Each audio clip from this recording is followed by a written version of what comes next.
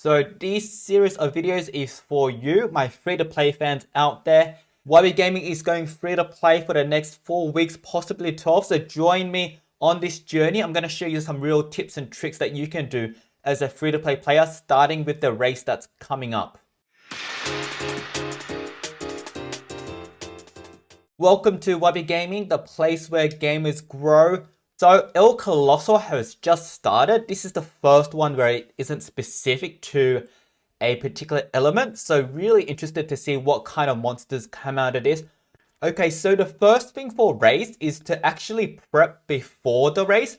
So we have a prep system inside Placid Fury, and I'll show you some of the things that I have prepped so far over the last 4 weeks.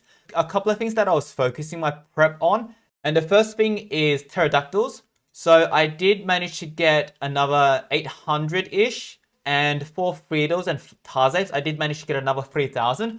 I think I've got about 20-25 pterodactyl cells to extract still. So we're going to keep extracting those during race. So we do have 28 pterodactyls to extract. That'll give us another 1,400, which brings us to a decent level. Now, the second thing we do in Placid Fury is make sure everyone has Discord notifications on. For us, we have one specific channel for all of the race pings. So what we do during the race is we have pings that all go to this race news pings channel. And every time we need help with, say, DYPs or JEs, then someone that's being active at that time will go into this channel and ping people. So in Placid Fury, we ask that everyone has notifications on for these 3 channels. And then we also check before the race by asking people to react to emotes. So that's how we check that people have notifications on and they're more likely to respond to pings during race.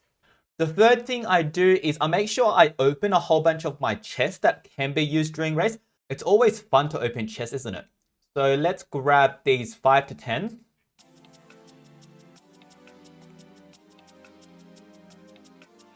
We want 5, 6s, and 7s for race, then we'll take 8, 9s, and 10s if they come. Oh, there's an 8. 6 or 7's not bad. Another 6. Another 6. And another 7. And another 7. So that's a pretty good run, actually. We're going to open all of these 2 to 4s. So a couple of 3s and 4s in there, so that's pretty good. We will open all of these 3 to 5s. We will open all of these 4 to 6s. And let's check how we're going into Rune Event real quick. I should have checked before I started opening chests. That would have been smart. But we're not big brain enough to do that. So before I started opening those chests, I think I was around 1,500 in the rankings. And now I've shot to 614. I do want to finish in the top 500. Because if you finish in the top 500, you get an additional 25 chests. So we're going to keep opening more. More because we want to prepare for race. We're going to open these 5 to 10s. So we'll take whatever we can get. We'll open all these 3 to 10s. That's not too bad. We will open all these 3 to 5s. 5 straight up. It's pretty nice. And a 4 and another 5. And we will open all these 1 to 2s. We don't really need to, but why not? And I do have a stack of 9 to 10s from the book rewards. So I'm opening those up slowly just to get my 25 or my 50 gems each week from Rune Lords. We'll see if we need to. 414. I've got a 9 coming, so I think I do need one more 10 to guarantee top 500. So we're going to open one of those. We'll open the 10. Life. So we're 280. That should be enough to take us to the top 500. And what I do is in the last sort of 10 minutes, I check if I'm in the top 500. And if I'm not, then I'll just go open another 9 or 10 chests. So this rune is going to finish in 10 hours. So I'm not going to breed another really long one. I will probably go for an 8 and hope the 8 goes to a 9. And then when rune experience comes up again, it's going to be max 10 hours. So I like to keep my rune pretty free when the race starts, because then I can start using the rune experience to craft lots of 2 and 3 runes, because they're only going to take 3 seconds. Number 4 is to rank epics in lab spots 2, 3, 4. And number 5 is to craft pterodactyls in spots 2, 3, 4. So I'll show you what I mean in game here. So for the rank ups, what you want to do is you want to make sure you have something ranking up in the first pod because you want to save that rank up spot for the race. So if you don't have something there, then go rank up a fire saw or something else that's fast so that you can have what I have here, which is rank 2, 3, and 4 available. So we're going to go here and we're going to look for an epic. I have another video up here which shows you how much gems each epic costs to rank.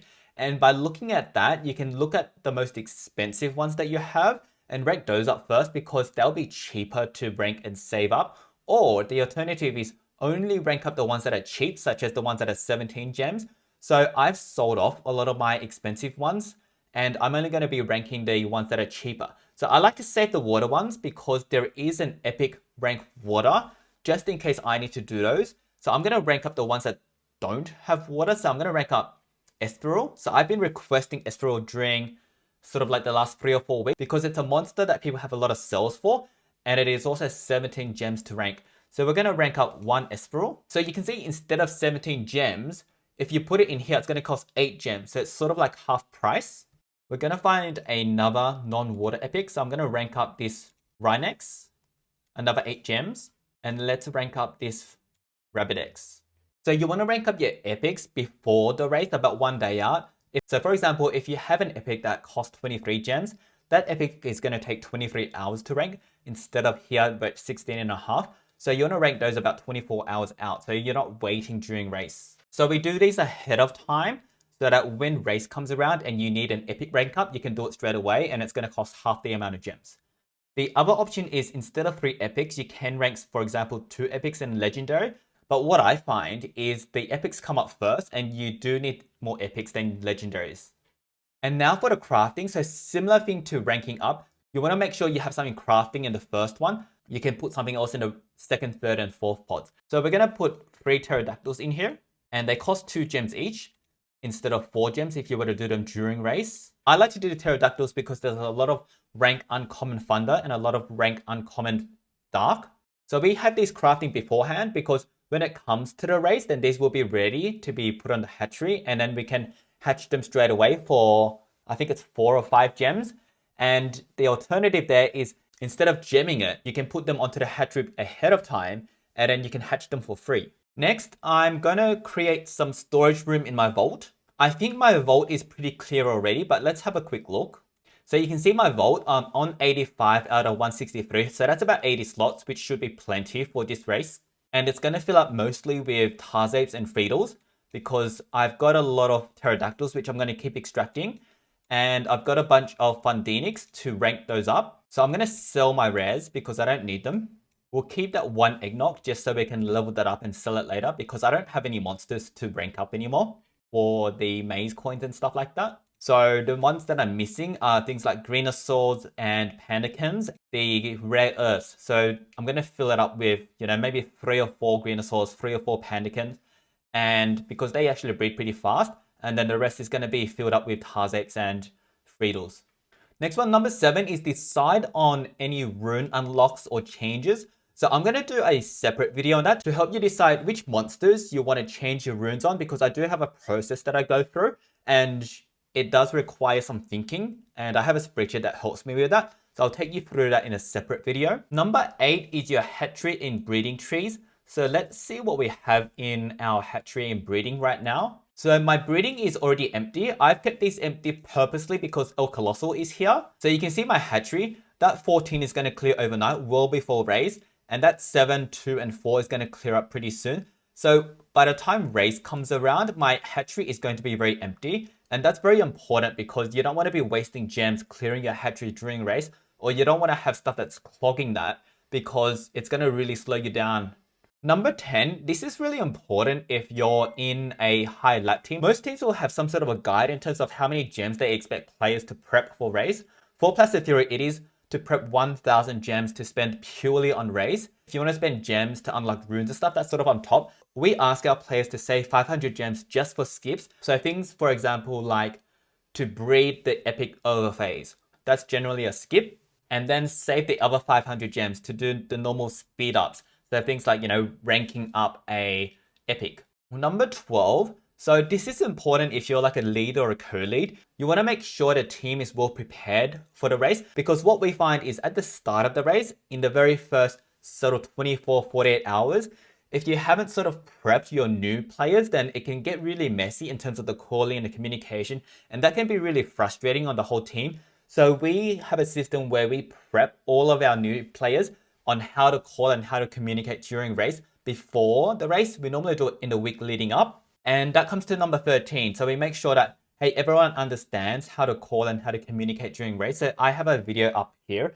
So if you want to see how we call tasks in Placid Fury, you can check that out. So the other thing I want to highlight is make a decision about what you want to focus on during the race. So I have two main options that I like to think about. The first option is to focus on Earthlings. So what I mean by Earthlings is your rare Friedels and your rare Tarzates and breeding those uncommon friends. So this is my preferred option because I find people don't really like the breed uncommons, so I prefer to take the hit for the team here.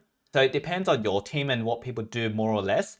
Option B is to focus on epics and pterodactyls. So if you're focusing on epics, what you want to do is to have one breeding ground where you're breeding an epic, and as soon as a breed epic comes along, you can breed it straight away. If you're focusing on pterodactyls, what you want to do is after you finish crafting, then you want to place some of those pterodactyl eggs onto your hatchery. So when there's a hatch pterodactyl task, you can hatch that for free straight away. So my recommendation is to focus on either A or B. If you're focusing on the Earthlings, you want to keep your hatchery completely free so that when you're doing the breed uncommons, those eggs can come away really quickly without gems.